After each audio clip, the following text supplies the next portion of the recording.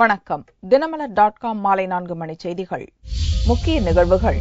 பிரதமர் மன்மோகன் சிங் வீட்டை நோக்கி தடை உத்தரவை மீறிய முற்றுகை பேரணி, போராட்டக்காரர்கள் கைது. தவறு செய்யவில்லை, சிபிஐ விசாரணைக்கு தயார், ரயில்வே முன்னாள் அமைச்சர் பவன்குமார் பன்சால் விளக்கம். ராமதாஸ், அன்புமணி உள்ளிட்டோர் மரக்காணத்தில் நுழைய தடை, விழுப்புரம் மாவட்ட கலெக்டர் 144 தடை உத்தரவு பிறப்பித்து உத்தரவு. விரிவான செய்திகள். நிலக்கரி சுரங்க ஊழல் விவகாரத்தில் பிரதமர் பதவி விலக வேண்டுமென வலியுறுத்தி அவரது வீட்டை பாரதிய ஜனதா கட்சியினர் ஞாயிறன்று முற்றுகையிட முயன்றனர்.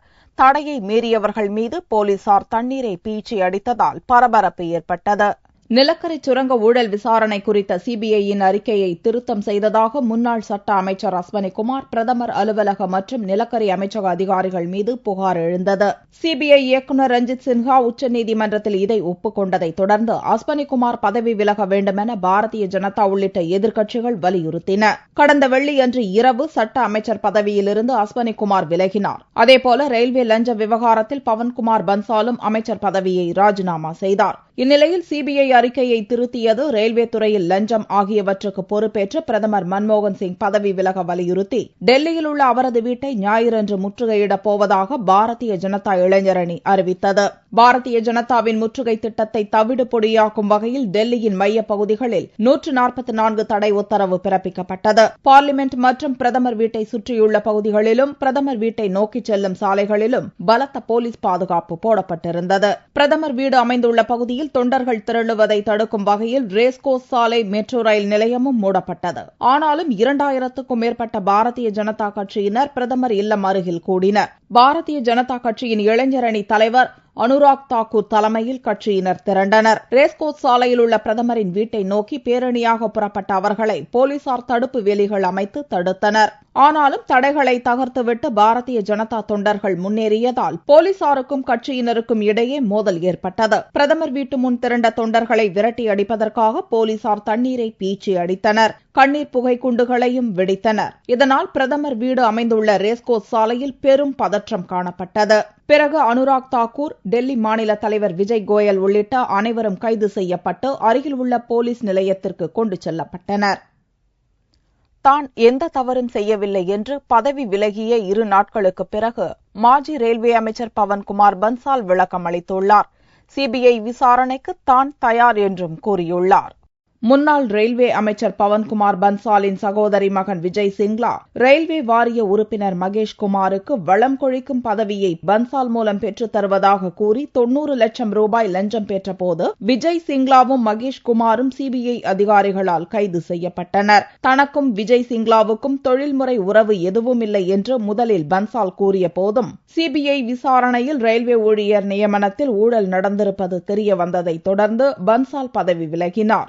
வெள்ளியன்று பிரதமரிடம் ராஜினாமா கடிதம் அளித்த பன்சால் அதன் பிறகு அமைதியாக இருந்தார். 2 நாட்களுக்கு பிறகு ஞாயிறன்று தனது மௌனத்தை கலைத்த பன்சால் தான் எந்த தவறும் செய்யவில்லை என்று கூறியுள்ளார். தன்னை எம்பியாக்கிய சண்டிகரில் நிருபர்களுக்கு பேட்டியளித்த அவர் ரயில்வே ஊழியர் நியமனத்தில் ஊழல் நடந்திருப்பதாக கூறப்படும் புகார் குறித்து சிபிஐ விசாரணை மேற்கொண்டால் வரவேற்பேன் என்றும் தெரிவித்தார்.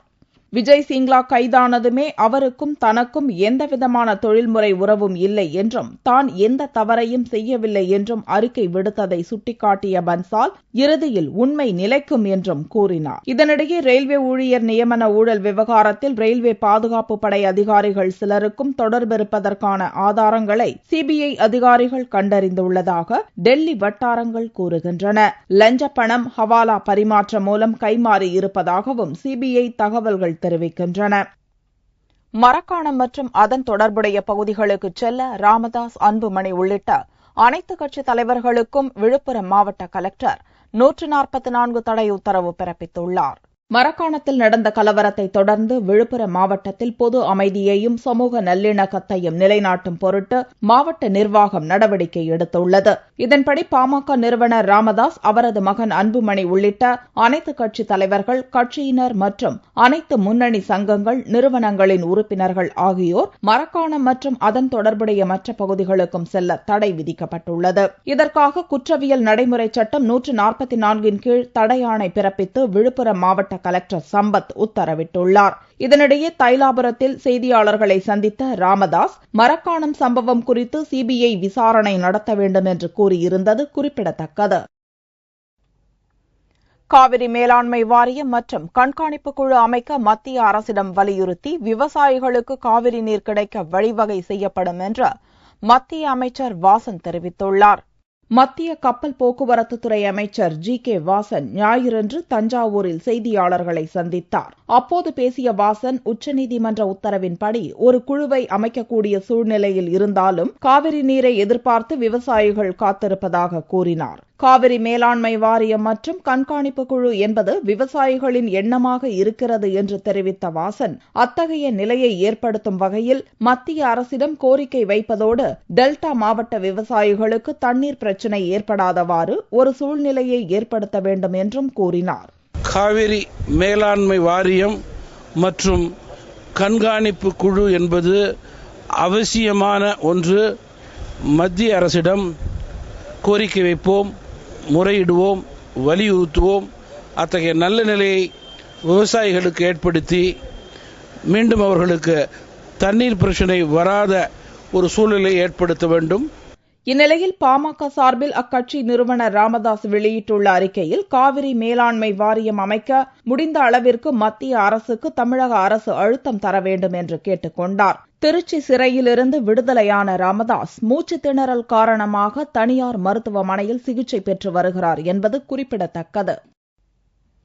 இந்தியா சீனா உறவில் பிரச்சனையை ஏற்படுத்த வேண்டாம் என்று எதிர்க்கட்சிகளுக்கு வெளியுறவுத்துறை அமைச்சர் சல்மான் குர்ஷித் வேண்டுகோள் விடுத்துள்ளார். காஷ்மீரில் உள்ள லடாக் பகுதியில் 19 கிலோமீட்டர் தூரத்திற்கு இந்திய எல்லையில் கடந்த மாதம் ஊடுருவிய சீன ராணுவத்தினர் பல நாட்கள் அங்கேயே கூடாரம் அமைத்து தங்கினர். இரு நாட்டு ராணுவ அதிகாரிகளிடையே நடந்த தொடர் பேச்சுவார்த்தையின் பலனாக சீன ராணுவத்தினர் பின்வாங்கினர். இந்நிலையில் சீனாவில் 2 நாட்கள் சுற்றுப்பயணம் மேற்கொண்ட வெளியுறவுத்துறை அமைச்சர் சல்மான் குர்ஷித் சனிக்கிழமையன்று நாடு திரும்பினார். சுற்றுப்பயணத்தின் போது இந்தியாவின் தேசிய பாதுகாப்பு பிரச்சினையை சீன அரசிடம் எழுப்ப தவறிவிட்டார் என்று சல்மான் குர்ஷித் மீது பாரதிய ஜனதா குற்றம் சாட்டியது. அதுகுறித்து சூரத்தில் பதிலளித்த சல்மான் குர்ஷித், காங்கிரசுடன் பாரதிய ஜனதா நல்லுறவை வைத்திருக்காவிட்டால் பரவாயில்லை, ஆனால் இந்திய சீன உறவில் பிரச்சனையை உருவாக்க முயற்சிக்க வேண்டாம் என்று கூறினார். जो ये कह रहा है उनसे कहिए, उनको माफी मांगनी चाहिए कि वो चाहते हैं कि हमारे देश के संबंध बिगड़े.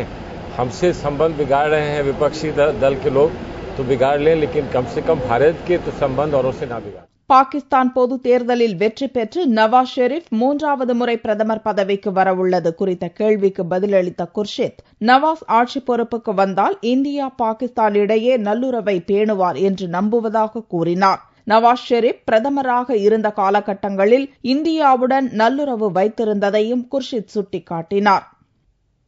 உதகையில் ரோஜா கண்காட்சி துவங்கியதை அடுத்து சுற்றுலா பயணிகள் மகிழ்ச்சியடைந்துள்ளனர். உதகையில் கோடை சீசன் களை கட்டியுள்ள நிலையில் சுற்றுலா பயணிகளை மகிழ்விக்கும் விதமாக நீலகிரி மாவட்ட நிர்வாகம் மற்றும் தோட்டக்கலைத்துறை சார்பில் உதகை அரசு ரோஜா பூங்காவில் 12வது ரோஜா கண்காட்சி துவங்கியுள்ளது. தமிழகத்தின் பல்வேறு மாவட்டங்களிலிருந்து தோட்டக்கலைத்துறை சார்பில் ரோஜா கண்காட்சி அரங்குகள் அமைக்கப்பட்டுள்ளன. ரோஜா பூங்காவில் 4 ஹெக்டேர் பரப்பளவில் 20,000க்கும் மேற்பட்ட உள்நாட்டு வெளிநாட்டு ரோஜா செடிகள் காட்சிக்கு வைக்கப்பட்டுள்ளன. பார்வையாளர்களை மகிழ்விக்க ரோஜா மலர்களால் அலங்கரிக்கப்பட்ட பல்வேறு வடிவங்கள் சுற்றுலா பயணிகளை மகிழ்ச்சி அடைய வைத்துள்ளது. இங்க வந்து ஃபிளவர்ஸ் எல்லாம் சூப்பரா இருக்கு. ஒயிட் ரோஸ்ல ஃபுல்லா பேர்ட்ஸ் எல்லாம் வச்சிருக்காங்க. ரொம்ப அழகா இருக்கு. டிஃபரண்ட் டைப்ஸ் ஆஃப் ஃப்ளவர்ஸ் எல்லாம் இருக்கு. ரொம்ப அழகா இருக்கு. இந்த ரோஜா கண்காட்சியில் உதகை தோட்டக்கலைத்துறை சார்பில் 18 அடி உயரத்தில் 20,000 ரோஜா மலர்களால் அலங்கரிக்கப்பட்டிருந்த சமாதான புறா பார்வையாளர்களை பரவசமடைய வைத்துள்ளது. கோவை மாவட்ட தோட்டக்கலைத்துறை சார்பில் 7,000 ரோஜா மலர்களை கொண்டு 18 அடி உயரத்தில் மலேசிய நாட்டு இரட்டை கோபுரமும், தருமபுரி மாவட்ட தோட்டக்கலைத்துறை சார்பில் உலக வெப்பமயமாதலால் ஏற்படும் காலநிலை மாற்றத்தை கருத்தில் கொண்டு விழிப்புணர்வு ஏற்படுத்தும் வகையில் 7 அடி உயரத்தில் 6,000 ரோஜா மலர்களால் அமைக்கப்பட்ட 2 பென்குயினும் வரவேற்பை பெற்றுள்ளன. கிருஷ்ணகிரி மாவட்ட தோட்டக்கலைத்துறை சார்பில் 6 அடி உயரத்தில் 8,000 ரோஜா மலர்களாலான மயில், மதுரை மாவட்ட தோட்டக்கலைத்துறை சார்பில் 10 அடி உயரத்தில் 3,500 ரோஜா மலர்களாலான மீன் வடிவம் காட்சிப்படுத்தப்பட்டுள்ளன. இக்கண்காட்சி ஊட்டிக்கு வரும் சுற்றுலா பயணிகளை மகிழ்ச்சி அடைய வைத்துள்ளது.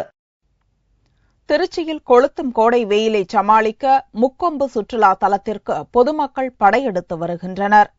திருச்சி மாநகரத்திலிருந்து 12 கிலோமீட்டர் தொலைவில் அகன்ற காவிரி ஆறு 3ஆக பிரிந்து செல்கிறது. காவிரி ஆற்றிலிருந்து கொள்ளிடம் பிரியும் இடத்தில் அமைந்துள்ளது முக்கொம்பு சுற்றுலா தலம். திருச்சி வாசிகளின் ஒரே சுற்றுலா தலம் இந்த முக்கொம்புதான். தற்போது கொளுத்தும் கோடை வெயிலை சமாளிக்க திருச்சி மற்றும் அதை சுற்றியுள்ள பொதுமக்கள் முக்கொம்புவில் முகாமிட்டு வருகின்றனர். காவிரியும் கொள்ளிடமும் தண்ணீர் இல்லாமல் வறண்டு காணப்பட்டாலும் முக்கொம்புவில் அதிக அளவில் மரங்கள் உள்ளதால் வெப்பம் சற்றே தணிந்து இதமான சீதோஷணம் நிலவி வருகிறது. சம்மர் லீவ் விட்டதுனால நாங்க எங்க கெஸ்டோட இங்க வந்திருக்கோம். இங்க ரொம்ப ஜாலியா இருக்கு. ஆத்துல தண்ணி இருந்திருந்தா இன்னும் கொஞ்சம் நல்லா இருந்திருக்கும். தண்ணி இல்லைனாலும் இங்க நிறைய சர்க்கஸ்ல இருக்கனால விளையாண்டோம். கூலிங்கா இருக்கு. நல்லா வீட்டுல இருக்கதோட இங்க நல்லா ஜாலியா இருக்கு. என்ஜாய் பண்ணிட்டு இருக்கோம். முக்கொம்புவில் உள்ள பூங்காவில் குழந்தைகளுக்கான நீர் சறுக்குடன் கூடிய நீச்சல் குளம், ராட்சத ராட்டினம், ஆடும் படகு, சிறு சிறு ராட்டினங்கள், படகு சவாரி, நீரூற்று, சறுக்கு மரம், ஊஞ்சல் ஆகியன இருப்பதால் குதூகலத்திற்கு பஞ்சமில்லை. சமையலில் தவிர்க்க முடியாத தக்காளியின் விலை நுகர்வோரை தவிக்க வைத்துள்ளது.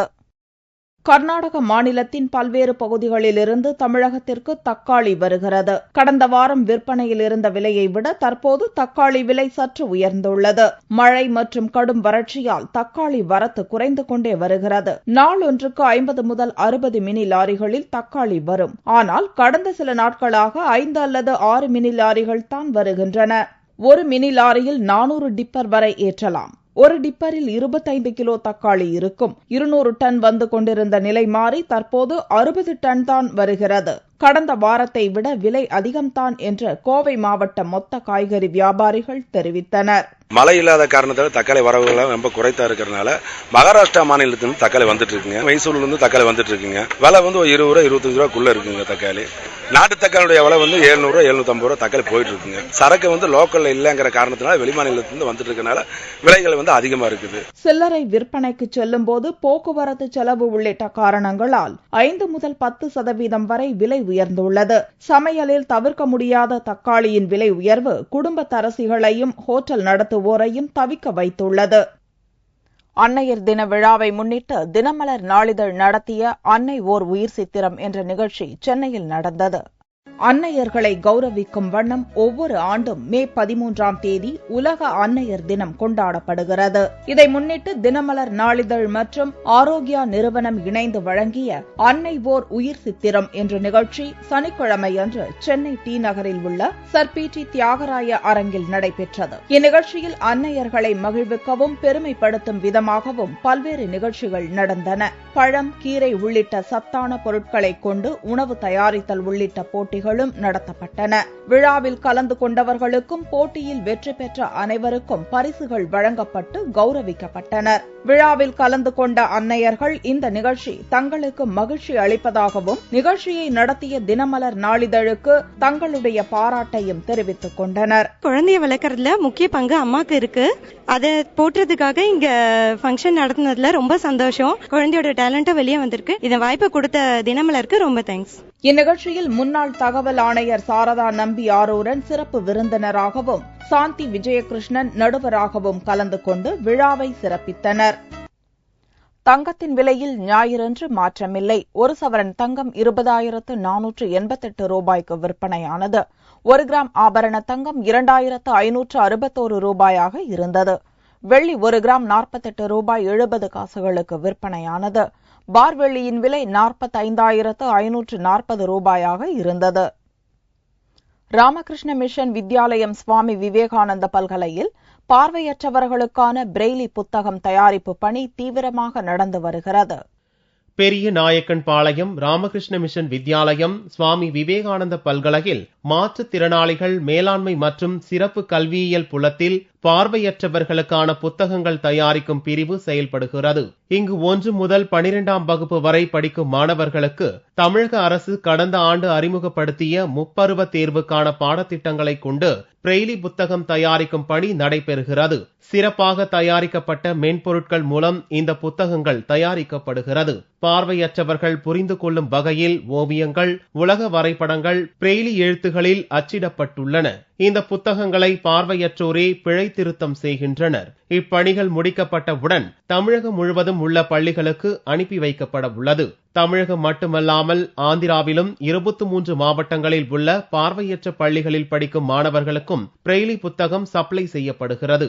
இது தவிர பேசும் புத்தகம் என்ற ஆடியோ கேசட் மற்றும் ஆடியோ சிடிக்களிலும் பாடங்கள் தயாரிக்கப்படுகின்றன.